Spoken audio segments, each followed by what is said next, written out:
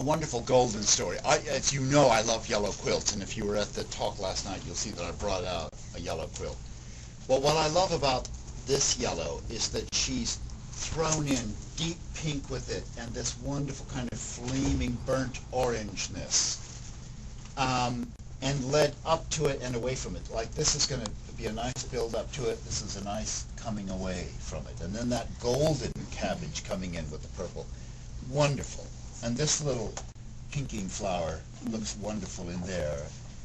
The lotus bloom looking just cool and flame-like and delicious.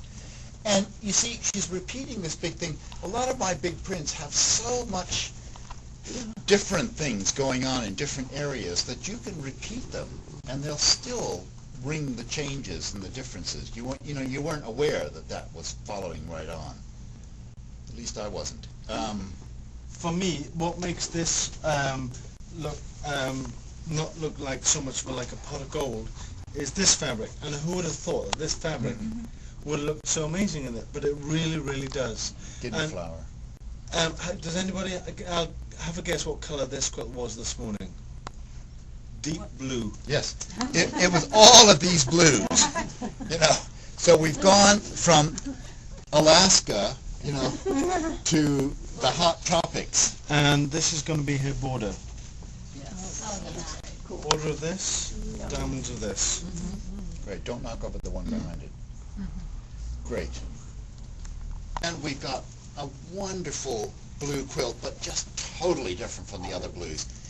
Here, she's brought in browns to temper the blues instead of browns always tempering the red quilts. The sort of undercurrent of ochre brownness with these blue purpley highlights is extremely exciting.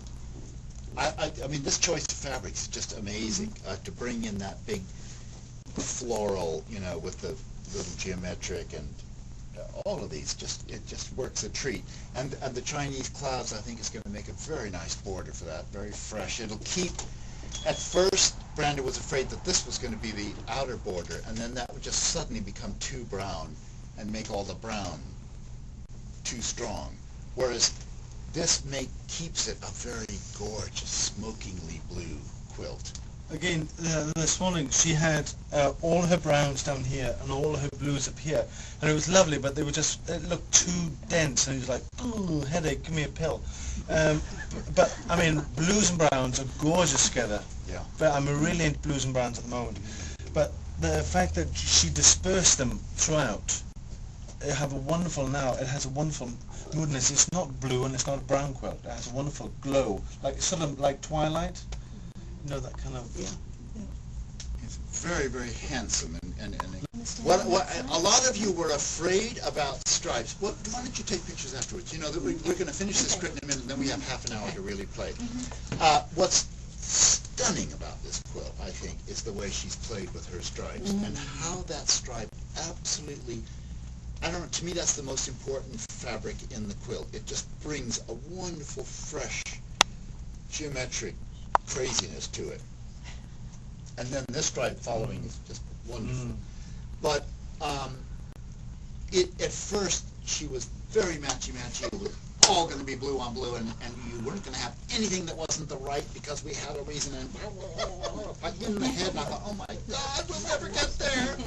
But look what she's done now. What she's done is give us a saturated blueness, but with absolute punctuation of wonderful things. I mean, that purple coming in there just breaks it up. The stripe breaks it up. Everything, it now is deliciously, confidently blue, you know, with real life to it. But the whole thing looks like it's been made out of beads. Yeah. She's concentrated on the scale. And it is the most saturated quilt here, but it works. And it took work to make it work. But that work really pays off.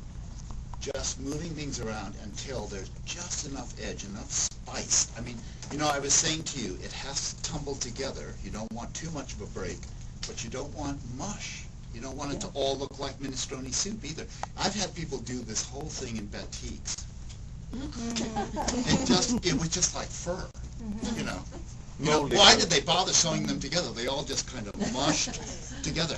So, this is beautiful. This is, she couldn't have known that would just please me so very much. I love the sweetness of this. Look at what she's done with the different scales. If you can't see, why don't you move over here? Can you go to the inside, Kate? Because most people are over here. Okay, all right. What I really, really love is the tightness of patterns, then the bigness, then the two-color prints, that wonderful. Very often in something like this, a nice big bold two-color print will be a very fresh story to bring in. The way these tumble together, the way this pink one goes into that print, and then into that crazy stripe that she was afraid to use, it's just perfect. That's such a fresh note in there. The way that tumbles into that, etc.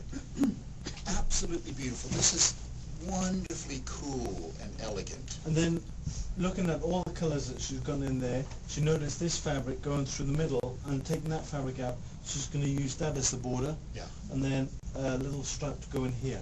So that's that twisting leaves arts and crafts. Because look, it's got Very, very lavender nice. pinks, Yeah. periwinkle blues. Very nice. Very lovely. And this is beautiful, cool note coming through the middle there. And to you, Brandon, bravo. Well, you've been an amazing. And thanks you guys for bringing us. Yeah. Yay!